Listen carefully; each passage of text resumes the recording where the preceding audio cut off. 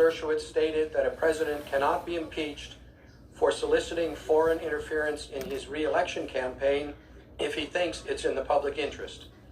The President's counsel stated that the President cannot be prosecuted for committing a crime. And the President himself has said, quote, "I have the right to do what I want as President," end quote.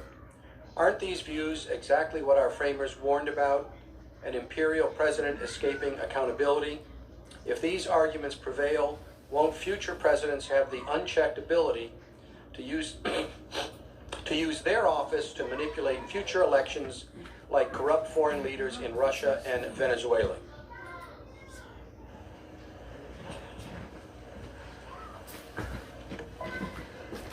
Senator, thank you for the question, Senators. Before I address it, I just want to complete my answer to the last question. On September 7th, the President has a conversation with Gordon Sondland, and the President says, no quid pro quo, but Zelensky has got to go to the mic, and he should want to do so. This is in the context of whether the aid is being withheld in order to secure the investigations. After that call, on the same day, Sondland calls Zelensky, the president of Ukraine, and says, you're not going to get the money unless you do the investigations. So you've got the communication between the president and Sondland conveying the message to the Ukrainians in short succession. And so I think you see that the message the president gave to Sondland was in fact communicated immediately to the Ukrainians. And of course, Sondland went on to explain to Ambassador Taylor and to Tim Morrison that the president wanted Zelensky in a public box. And what was meant by that is he wanted to have to go out and announce publicly these investigations if he was going to get the money. Remember, Sondland explained that the president's a businessman, and before he gives away something, before he signs the check, he wants to get the deliverable. And Ambassador Taylor says, that doesn't make any sense. Ukraine doesn't owe him anything. So it was clear to everyone, including the Ukrainians, they weren't going to get the money unless they did the investigations that the president wanted.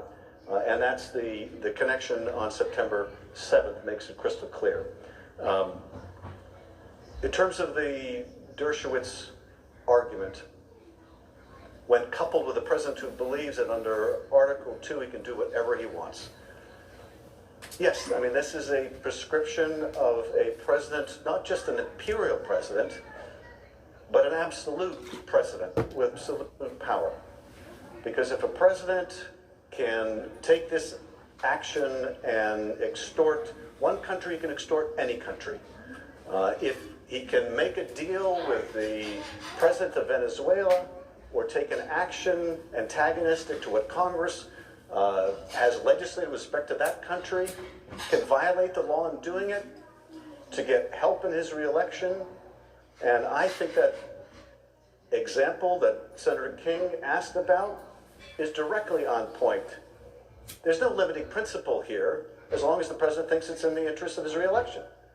So yes, he can ask the Israeli prime minister to come to the United States and call his opponent an anti-Semite if he wants to get U.S. military aid. And that principle can be applied anywhere to anything, to the grave danger of the country. That is the logical extension, not just of what Professor Dershowitz said yesterday, but to what the President's Council said today. You can accept every fact in the articles. We still think it's fine and beyond the reach of the Constitution.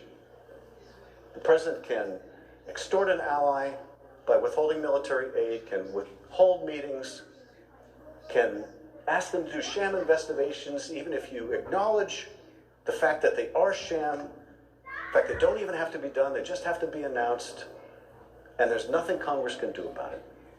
Now, that is a prescription for a president with no constraint. Thank you, Mr. Manager.